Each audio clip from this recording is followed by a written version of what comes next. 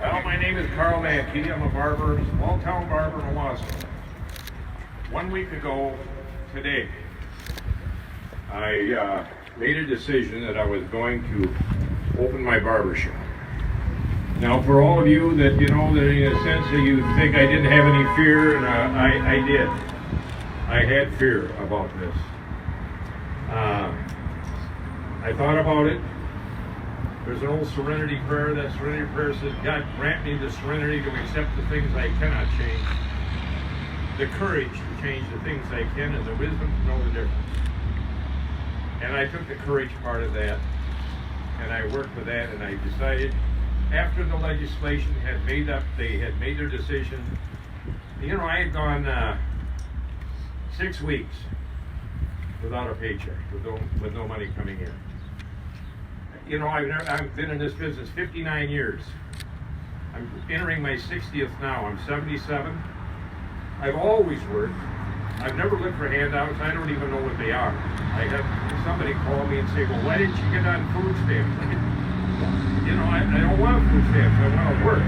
Yeah. Yep. I want to work. Yeah. This was the whole emphasis of this thing. For me, when my doctor said we can always have another 28 days, it knocked me to my knees. I couldn't take another 28 days. I had to get back to work. And I feel that, that as an American citizen and as an adult, I've gone through 14 different administrations, and I've never seen anything like this at all. No, I've never seen this type of an oppression by a government, ever. Not even in the 60s. So this was the first time I'd ever encountered anything like this. I had to get back to work. I feel that it's my right to work. I started this business when I was 18 years old, and like I said, I'm going to be 78 here in a few months. So I didn't want to lose it. My credit rating is good. I didn't want to lose that. Our bills were beginning to pile up. Our light bills, they offered me $160 a week. Finally, last week I got one unemployment thing for $160. That doesn't even cover my light bill here. It doesn't even come close to covering my expenses here. And of course, the state didn't cut back my taxes on this building for not being able to be in it. So, I still had taxes to pay and still do. I still have insurances to pay. They're all there yet. It's all stuff that I have to take care of. And I feel, my generation, or maybe all of us as Americans, need to begin to take responsibility for ourselves. I feel that the government is not my mother, never has been. Right. And matter of fact, this administration, for the most part, I've been in business longer than they've been alive. So, I feel that this is a great day. I came into this last Monday alone, thinking I'm going to swing in the wind. I was swinging the wind alone, and I cannot believe the support that I've got.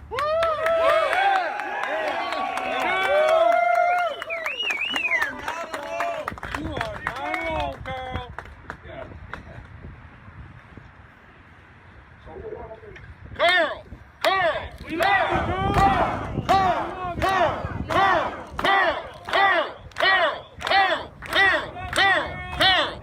Carl! We love you, Carl. Yeah!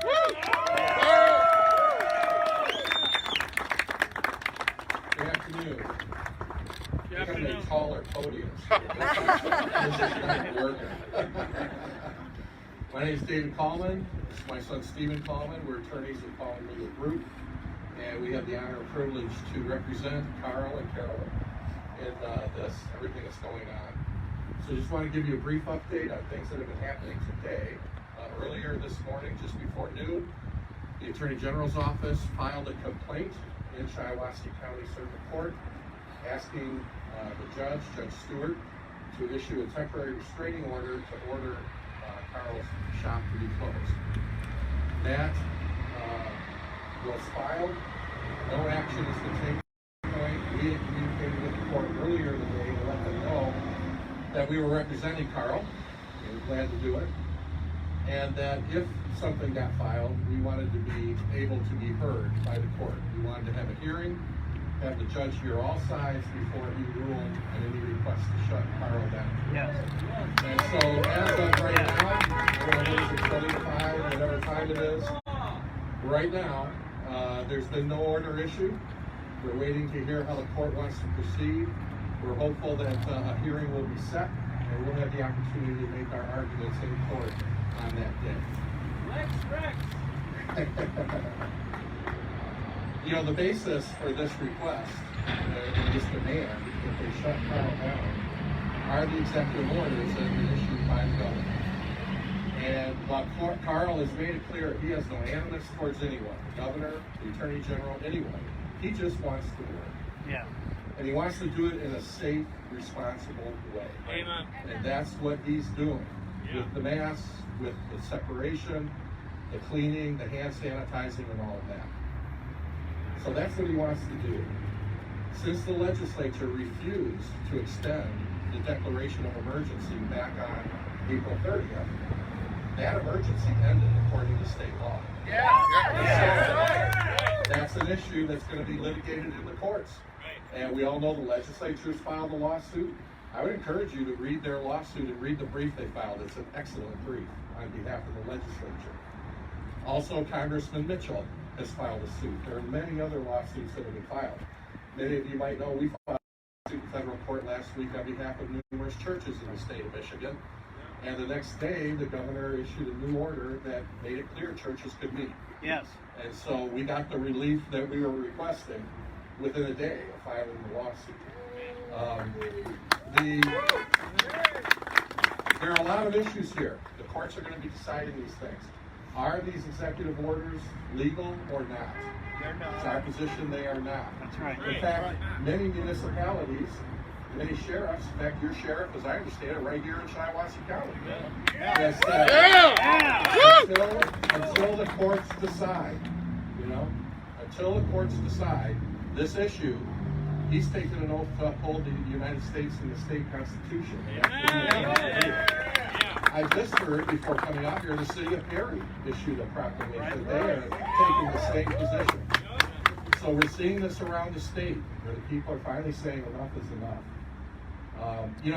If you can walk down the aisles at Walmart, it would seem to me you can walk down the aisles at a church. That's right. You can walk down the aisles in Carl's barber shop Amen. and practice the same physical distancing, hand washing, all the things we've been hearing on and on, right? So we're probably sick and tired of hearing it. All right?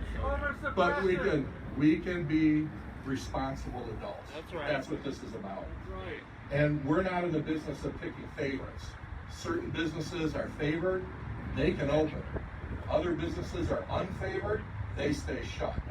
And their businesses get destroyed. That's what we're fighting in this case. We appreciate your support and your support for Carl. And we'll see where this all goes, folks. We're going to fight it all the way up to the Supreme Court.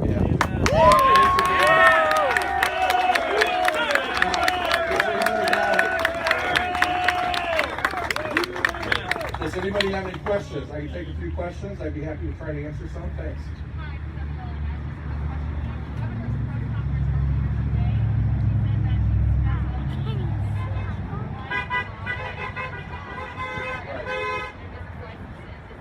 The question is about compliance and business licensing. Of course, if they try to take administrative action. The question is, what about business licenses? What if they take action against Carl? Then we will fight that also. I would view that as very vindictive. I would view that as being very onerous and frankly getting back at Carl for simply wanting to work. If that's the way the governor wants to play it, then I guess we'll meet her in court and we'll see. I would think she would have a little more common sense than that. Another question. You're giving her too much credit. Yes. Carl. Hi. Normally, we want to do your barber shop create another excellent It would be very, very difficult if Are you ready to take responsibility for that?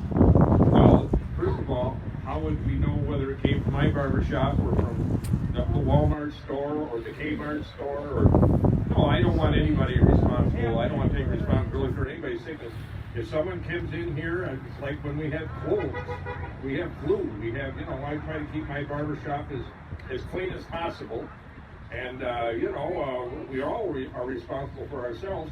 If people don't feel safe, then I think they should stay home.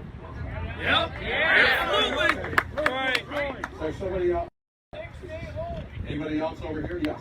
There's been talk on social media that a judge signed a cease and desist order today. Is that true or is that not? Not that we've been informed, and the last contact I had with Judge Stewart's office was that he was deciding what he was going to do from this point. We requested a hearing. The Attorney General's office has asked him to sign an order. So as far as I know right now, we've been given no notice of any order being entered. That's all I know at this point. Yeah. Yes. I can't hear you, I'm sorry. I can't hear you. What did you receive on Friday? Oh, that was the cease and desist order from the state of Michigan, the director of the Department of Health and Human Services. He issued a cease and desist order under the Public Health Code. That's different than the criminal charges that were served on Carl earlier in the week, last week. That's what they're doing in court today, is they're trying to get the court to order that cease and desist order becomes a court order. That's what they're trying to do. Because it's not enforceable as they have to get a court to say it's enforceable. Carl, are you planning on staying open? I'm going to stay home till Jesus comes. Any other questions? We don't want to take too long here. Yes. Yes, we chatted earlier this afternoon after they had filed. In fact, I know one of the attorney generals on the case, very fine man, and very honest, very straightforward. So I don't have any problem working with the attorney general's office. And they're good people. There's lots of good people here. We're just on different sides of this issue. And so we'll see where all this plays out. Okay. Yes. A lot of counties don't have any coronavirus at all, and there's hospitals that have most of their beds empty. How does that play into factor? Well, it gets into the issue of how widespread this is. I mean, obviously there's a big difference between how the virus is spreading in southeast Michigan, Wayne County, McCall, Oakland, versus here and farther north, where the numbers are way, way lower. And so, look, folks, there's a virus here. No, this is not something that is going to just disappear. I mean, if we're going to take the position that everything stays shut down until there's no coronavirus left, well, we might as well just kiss our economy goodbye right now. That's our way right. of life. Right. That's going to be a year from now. Right. 18 months from now. How many of you can keep not working for a year? Right. And Right. surviving? That's not possible. We can use common sense. We can the curve has been flattened. That's right. It That's has right. been done. And so we're just saying we need to move forward and let people get back to work and be responsible and safe about it. One death is one death too many. Right. For this virus. Right. But you're never going to stop everybody from getting this. That's not going to happen. All right, maybe one more question. Oh. Own other properties in the area? No. Well, I own a home. Oh, okay. Yeah, I own this property, yeah. Your In only this area, source of yeah. income? Pardon me? Your only source of income? Yeah, this is my only source of income is basically what I've put together over the period of I'm an entrepreneur. I'm a barber, but I'm also an author. You know, I've written 10 novels. So I have other ways of being able to sort of substantiate an income, but it's all gone. I can't make any book sales. I can't do any book signings. The recreational business up north, where I always go in the summertime for book signing, is shot. You know, so yeah, I'm depending basically on my income here as a barber. Right. My girls that work here, their rent's been shut down till they can come back to work. I promise them I'm not going to charge them rent when they can't work. So yeah, my income is shot down. Okay, one last one right here. Right.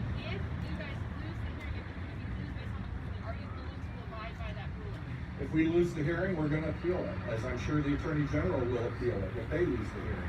That's the way the court system works.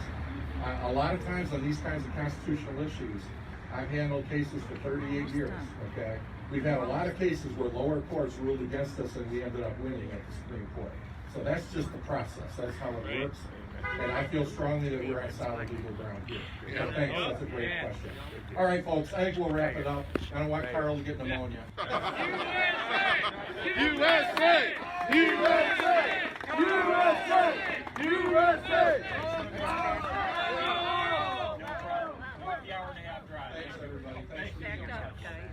Thank you. Keep it up, Carl. We're with you. Get back to work. We love you, Carl. Thank We're with you, Carl. Nice to see you guys.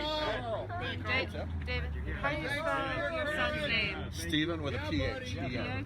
P-H-E-N, yeah. Thank you for representing science. There is no hearing yet. We're waiting to find out. Stanford University and the professors there, they're Nobel laureates and they're being suppressed because they don't agree with the governor's modeling.